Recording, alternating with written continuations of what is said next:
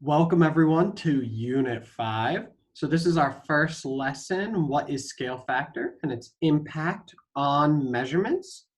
So this unit will involve a lot of exploration, and therefore at times I expect you to take your time to approach a question and look for patterns.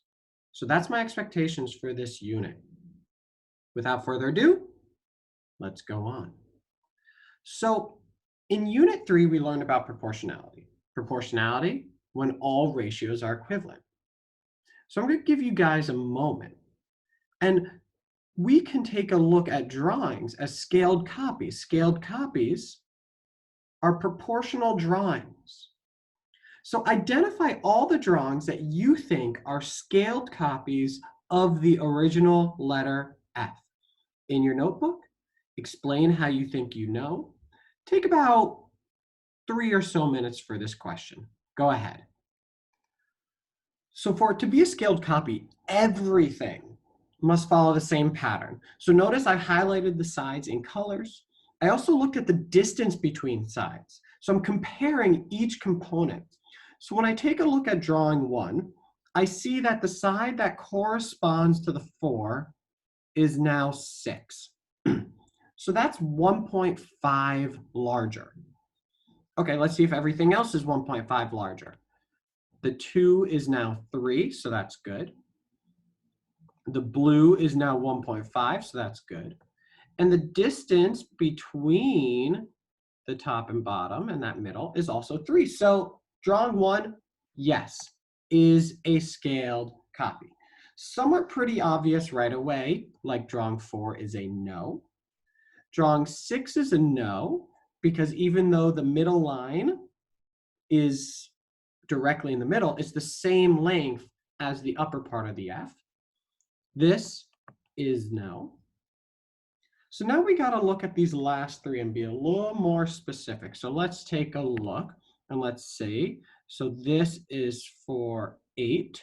So it means it's double. Let's see if everything else is double. 2, 4, that's double. 2, that's double. And the distance between is 4, 4. So yep, drawing 2 is. Well, drawing 5, I noticed right away that the parts of the F, the green and the blue is supposed to be half the F, which this is not. So I can opt that out. And last but not least, let's check this last one.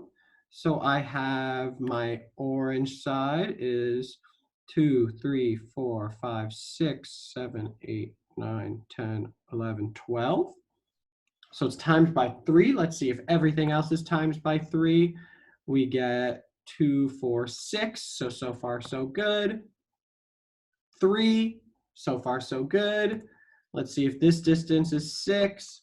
6, it is. So our copies are drawing 1, 2, and 7. You're now going to actually be drawing your own, but I'm going to do one first. So I'm going to draw a scale copy of this figure B using a scale factor, which we've heard that term before, of 3. Factor means multiply. Then I'm going to write an equation to represent the transformation from the original to the scaled copy. So let's see. I'm going to start by, again, highlighting some of my sides. That's 1. That's 3. That's 3. This is 2.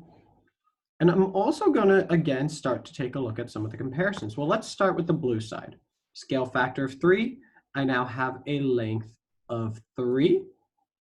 My green side, a length of 3, now has a length of 9. So 3, 6, 9. Well, this is what's difficult. I now have to do a little comparison. I notice that the distance is 2, which means the distance now has to be 6. Okay, so I think to myself, okay, there, 2, 4, 6. Oh, a little bit longer. So that's to the distance of 6. And I could also see that, well, this orange line goes below the blue line by 1, which means I need to go below by 3. So this orange line has to be over 6, 2, 4, 6, and 3 lower. And then I have a length of 9. I can now connect the black line, and my orange line, which was 2, is now 6. So there is my scale copy. Now, let's think about what's happening. I'm taking my x value, I'm multiplying all of them by 3, because this is my x, this is my y, and it results in my y. So there's my equation to show the original copy to the scaled copy. So I have 2 practice problems for you. Here is the first one. Draw a scale copy of this figure using a scale factor of 2. Go ahead. I'm also before I start actually, to make life easier, there's my blue line, there's my orange line, there's my green, and we'll leave the last as black. Here's my drawing. I multiplied every side length by 2. The black side, I used the relationship that was observed. So for example, this goes 1 beyond the green to attach to the blue, and here I go 2 beyond. So again, everything must be in the same ratio to be a scaled copy. Here's practice 2. Use a scale factor of 1/2. I'm going to label this side as my orange side, this side as my blue, I have my green, I have my dark blue is going to be up here, I have my gold right here.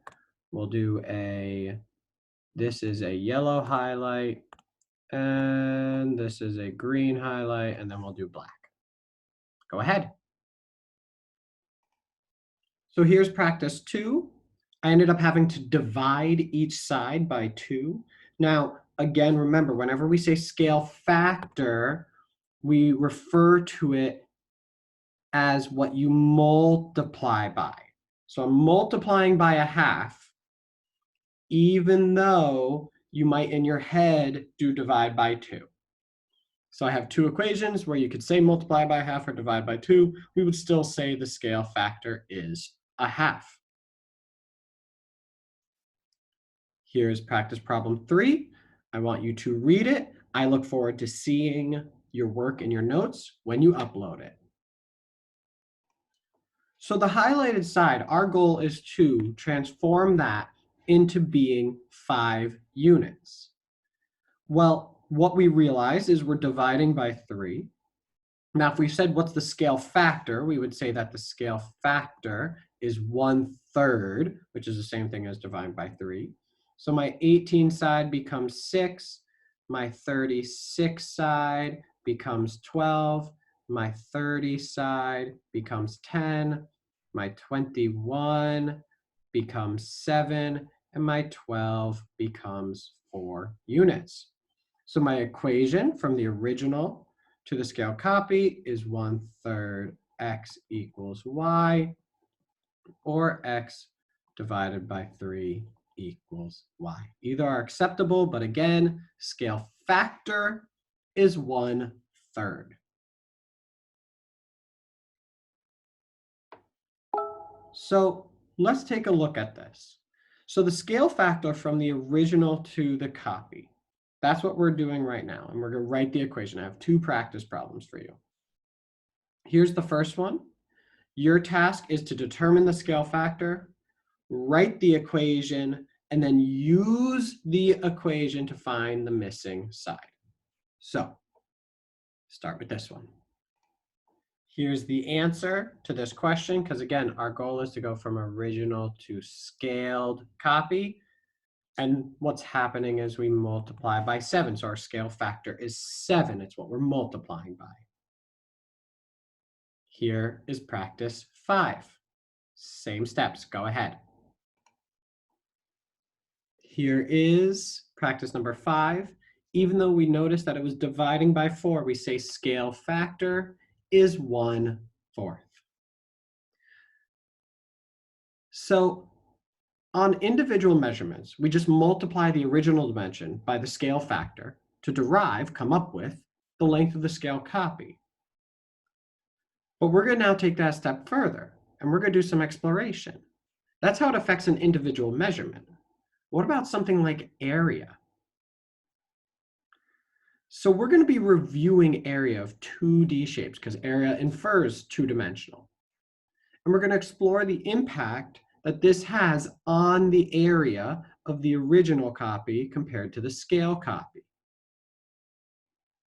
Now, each exploration is going to be a similar structure. There's going to be a table that I expect to see in your notes that you will be using to observe a pattern. So without further ado, let's go to the first one. Now here's how we're going to start. Below are two parallelograms. And a parallelogram is a shape where the opposite sides are parallel, never will intersect. Now, as a reminder that the area of a parallelogram is the base multiplied by the height of the parallelogram. So start by finding the area of both of these parallelograms.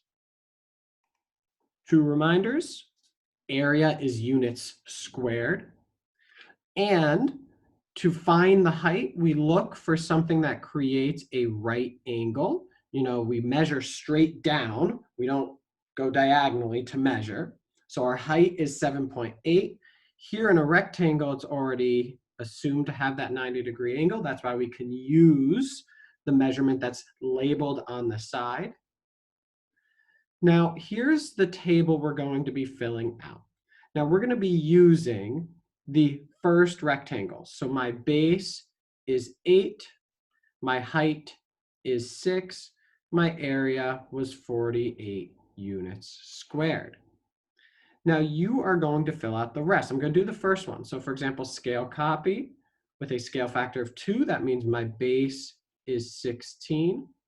That means my height is 12, and therefore my area is 16 times 12, which is 192 units squared.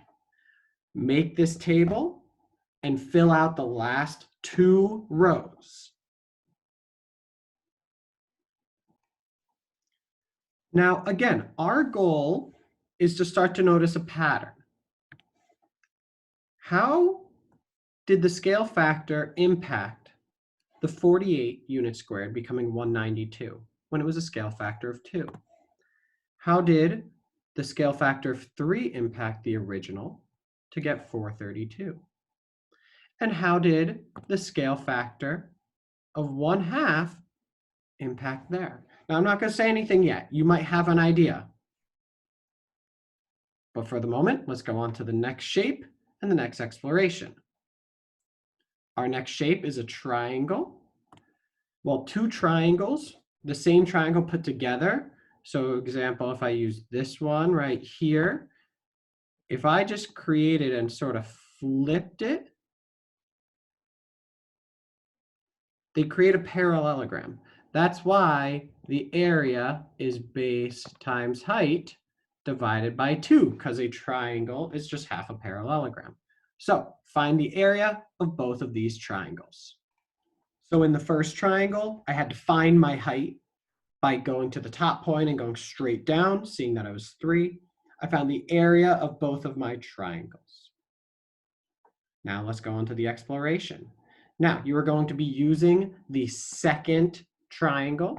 So our base is 10, our height was 9.2, and our area was 46 centimeters squared. Use the scale copy factor to figure out the measurements of the scale copy and to use that to find the area. Go ahead. So just like the previous one, what happened to the area to get here? Well, I noticed that, well, 46 times 25 is 1150. 46 times 100 gave me 4600. And 46 times 1/25, also known as divide by 25, gave me 1.84. Wonder if we're noticing a pattern there. Let's go on to the third exploration. Third exploration is a trapezoid. Now, if we were in class, I would take time to prove this to you, the formula, but unfortunately, it's harder via online. So our area is the base 1 plus base 2, which are our parallel sides, multiplied by the height of the shape, all divided by 2. Now, it doesn't matter which one you use as base 1, base 2, because we're just adding them together. So find me the area of both of these trapezoids. So you'll see the trapezoid on the left. I counted up the sides to find the area, again, units squared. And then the one on the right, I already had the measurements. I was able to get 28 units squared. So we're going to use the second triangle. Our first base was 8. Our second base was 6. Our height was 4. Our area was 28 units squared. Now, if you think you have a pattern, if, for example, I'm going to do the first row, if you realize that the area of this with a scale factor of 2 is 112 units squared, you don't have to fill out the other 3 pieces of information. But if you get it wrong and you input it into PlayPosit and you get the wrong answer, then you must fill out the first base, second base, and height and calculate the area. Go ahead. So here are the areas. Now the idea is in mathematics, we see a pattern, we start to use said pattern. Well, let's see. From here to here, I multiplied by 4. From here to here, I multiplied by 16. From here to here, I divided by 16, which is the same thing as multiplying by 1/16. And last but not least, from here to here, I multiplied by 9/4. Take a look and really think about the pattern you're noticing. There's one more to go. We have 2 circles, and we're trying to find the area of the circle. The area of a circle is the radius squared pi. Now, the radius is the distance from the center to the outside versus the diameter, which goes through the whole thing and therefore is made up of 2 radii. Now, in the past, you might have used for pi 3.14 because that's what it's about. But in Accelerated, I'm going to have you start leaving answers in terms of pi. What in terms of pi means is, for example, if you had 5 pi, that is an acceptable answer to leave it as. Because if you did 3.14, you're technically rounding. So I'm going to do the first one. So the area is the radius, which we have. So it's 9 squared pi which is 81 pi centimeters squared. That is my area, whatever 81 times pi is, but it's the exact area. Now you try the second one. We were given the diameter, so I had to find the radius, which was half of it. So my area is 21 squared pi, so 441 pi centimeters squared. So we're going to use the second circle. My diameter is 42. My radius was 21. Now we're not using 3.14. I decided I'd rather have you leave it in terms of pi. Our area was 441 pi centimeters squared. My goal really is for you to try to see if you can go straight from this area to the area of the scaled copy by following the pattern. Go ahead. So here it is. Let's see if we could see a pattern. My scale factor was 4. I multiplied by 16. My scale factor was 10. I multiplied by 100. My scale factor was 1/3. I multiplied by 1/9. My scale factor was 2. I multiplied by 4. Scale factor was 4. I multiplied by 16. Scale factor was 1/4 multiplied by 1/16. Scale factor 3/2 multiplied by 9/4.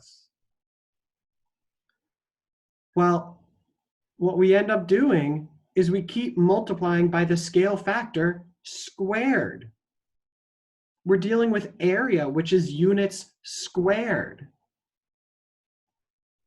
So what we realized was when we multiply parallelograms, we have two measurements impacted by scale factor, the base and the height. And then we multiply those. And then in triangles, we have two measurements impacted by the scale factor, base and height. Trapezoid, we're multiplying the addition of bases by a height. And circles, we're taking the radius and we're just squaring it, which means we keep on multiplying by the scale factor twice. So we can do this conclusion. The scale copy, the area of the scaled copy, is equal to the original copy multiplied by the scale factor twice. Or we could go the other way and say that the original copy is the area of the scaled divided by the scale factor twice. So I have a little exit ticket for you. There's 3 questions.